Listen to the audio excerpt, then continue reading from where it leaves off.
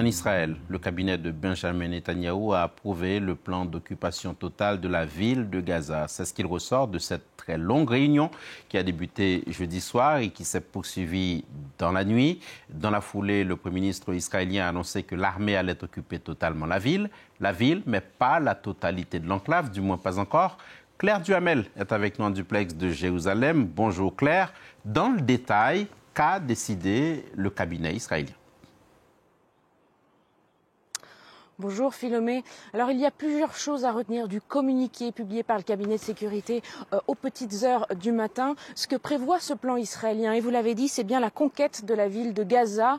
Et il y a environ 800 000 Palestiniens qui habitent en ce moment dans cette ville. Le plan prévoit leur évacuation vers le sud. Et bien selon les Israéliens, cette réunion entérine 5 grands principes pour conclure la guerre. Le premier, c'est le désarmement total du Hamas, le retour de tous les otages vivants et morts, la démilitarisation de la bande de Gaza, le contrôle sécuritaire israélien de la bande de Gaza et à terme l'établissement d'une administration civile alternative qui ne soit ni le Hamas ni l'autorité palestinienne. En ce sens, pas de grandes nouveautés dans ce qui est promu comme des objectifs par les Israéliens. Ce sont des choses qui sont dites depuis le début de cette guerre, mais bien donc un nouveau plan pour conquérir Gaza. On rappelle que les civils palestiniens avaient pu retourner au nord de Gaza à la faveur du second cessez-le-feu en janvier-février 2025.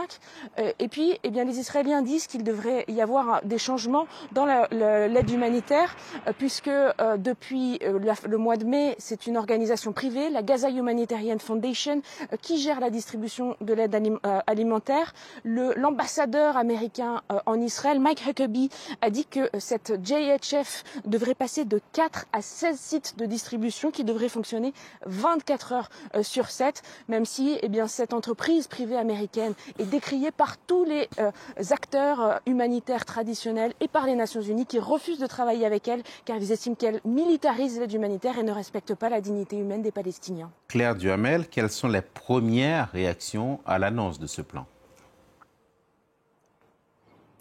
Eh bien, il y a eu ce matin, avant tout, Yair Lapid, le chef de l'opposition, l'ancien Premier ministre israélien, qui a dit que cette décision était un désastre, je cite, qui ne ferait qu'entraîner d'autres désastres, fin de citation. Il dit que cette décision entraînera des morts parmi les soldats israéliens, entraînera aussi potentiellement l'exécution d'otages israéliens. On rappelle qu'ils sont une vingtaine, toujours considérés comme en vie par les autorités israéliennes. Et puis Yair Lapid dit que ça peut mener jusqu'à l'effondrement politique, un effondrement politique en Israël, ce qui était, selon lui, l'objectif du Hamas dans ses attaques terroristes du 7 octobre. Le Hamas a aussi réagi, disant que ce plan israélien montrait que le pays était prêt à sacrifier ses otages. Les négociations entre Israël et le Hamas sont enlisées depuis le début du mois de juillet dernier. Et puis enfin, et ça c'est plus rare en Israël, on a observé ces derniers jours des dissensions entre le niveau politique et l'armée israélienne. On sait que l'armée est centrale dans le pays et son dirigeant